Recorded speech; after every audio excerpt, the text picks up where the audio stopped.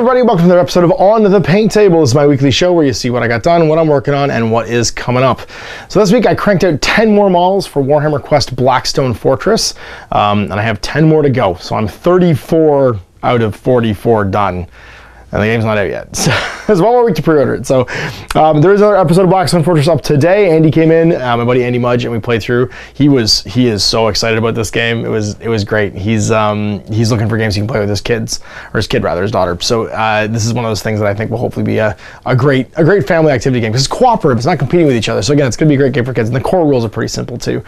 And yeah, so I got through the rest of the guardsmen because I just wanted to make sure I always had enough to do all the encounter cards for guard. I painted 2 more heroes, which is Pious Vorn and Amelin Shadow Guy, the Eldar Ranger, and then I went and finished my 2 Black Legionnaires too, which puts me at 10 more. So after like that first insane burst of like, I had 36 hours to get enough painted to play, I've been doing my old trick of slow down and just kind of reward yourself. So paint some scrubs, paint something fun, paint some scrubs, paint something fun. So I've just finished painting the 2 Black Legionnaires. So I'm probably going to paint Confessor Tad next. And then I'm going to paint my 2, because in my most recent game, I'm not going to spoil it, but obviously we've got a bunch of clues in the first episode, which you've already seen. I'm going to paint my last 2 like henchman groups, probably before I paint Obsidious Malix, which is the Rogue Psychers and the Beastmen. And that means I have the ability to do most of the Stronghold runs, and then Obsidious Malix, of course, could show up. And he shows up in I think he shows up in one of the 4 Stronghold runs.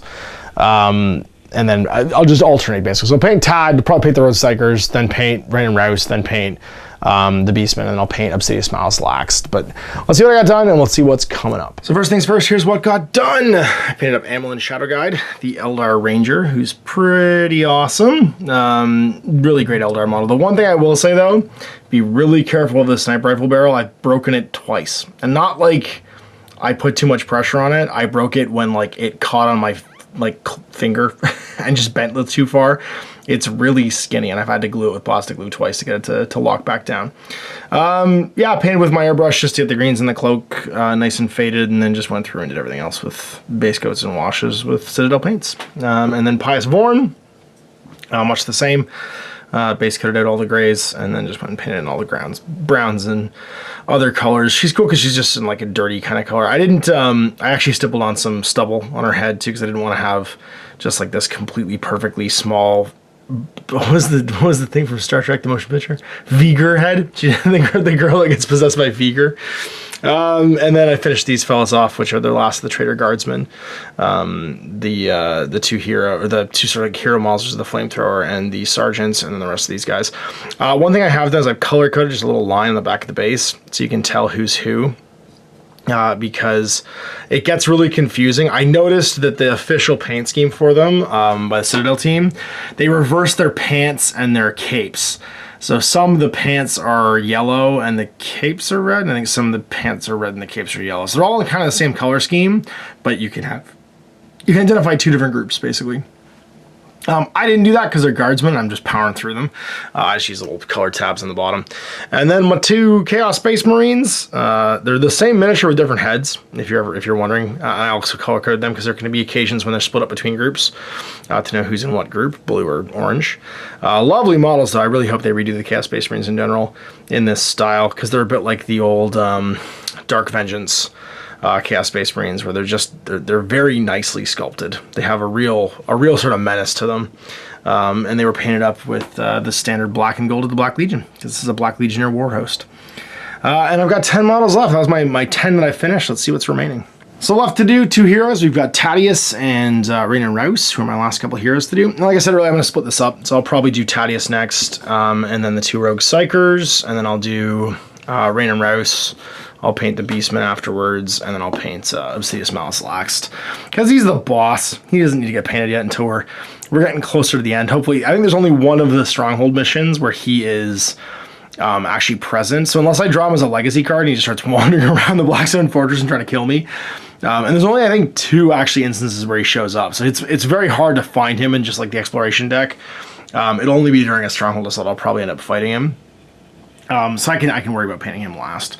and it's a 1 in 4 chance that I draw that Stronghold Assault first. So just like for prioritizing my time, it's not really a huge deal. Titanicus is so good in the game. I wish I liked the miniature more and him, like his whole jam he's got going on more, because his rules are amazing. He's literally the cleric of the group, right? So he's got like the healing for in game. You don't have to wait to try and heal. He can give you your wounds back.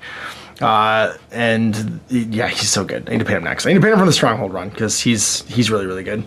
And these wonderful. It's amazing that these are probably the best ever I've seen anybody do of 2 miniatures that are actually fundamentally the same. The fronts and backs are the same, but the middle bit is actually a separate piece to make 2 different Rogue Psychers out of the same frame.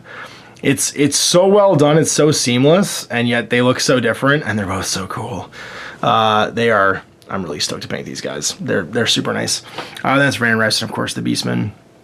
That you can do different poses too, and then Obsidian Malix, and that'll be it. That'll be it for Warhammer Quest Blackstone Fortress. Everything's painted. We gotta keep filming episodes and try and get to the hidden vault. Try and get to the secret card, which I really hope is a unique card. I'm so excited to find out what's in the hidden vault because I'm really hoping it's just something.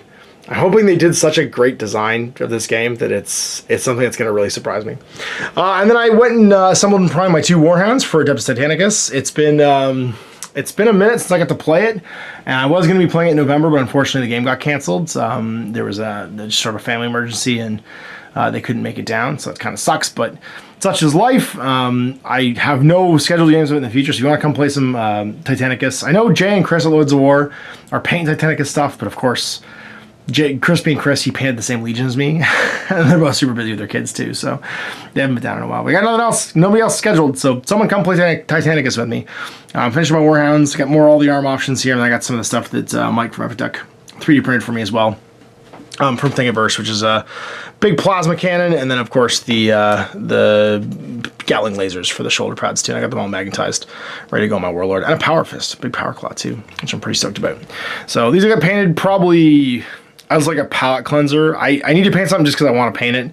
I'll get the airbrushing done on them, and they'll just probably kind of sit in a shelf until either someone books a game, or I'm through this stuff and I'm looking to just kind of like paint something to chill out and paint it because I want to paint it, not because I'm trying to get through a project. So you got on the paint table, done on the books, only 10 models out of the pile. I think that puts me at 740 for the year. Oh my god, that's a month and a half left. I'll probably get to 800. I have like a 45 model Night's Watch army I gotta paint for next weekend. I'll probably get to 800, over 800 for the year. It's twice as much almost as I've ever done. I think my maximum, I think I did 500 was my peak in like 2016. Was the most, since we started doing the hobby resolution thing. I think 500 was the highest. I'll be at about 800 this year. It's been a really big year. So anyway, we'll see you for more next week. And of course, you can tune in for Wizards of Mars tomorrow. You want to check out some great new mats available in Canada. If you are an Infinity player or just a 40K player, they like sci-fi miniature games, I'm showing off some really cool new mats from Hot Dice Miniatures. So anyway, I hope you enjoyed that. We'll see you next week for more on the paint table. Till then, I'm Ash. Not programming. I hope you enjoyed that video. If you want to support the channel, of course, like and subscribe and hit the little bell below to get notifications when I post future content. I do post stuff 7 days a week. If you want to support the channel further, you can, of course, buy a t-shirt through Spreadshirts, buy a measuring gauge or objective markers from Death Ray Designs, or, of course, most importantly, there is Patreon. Patreon is what makes all this possible, keeps the lights on, pays for the studio costs, pays for the equipment, model costs, and everything else, and most importantly, puts food in my kids' bellies and a roof over their heads. Big thanks to everyone, past, future, who supported me. I do this stuff because of you guys, and of course, I will continue doing it as long as I can.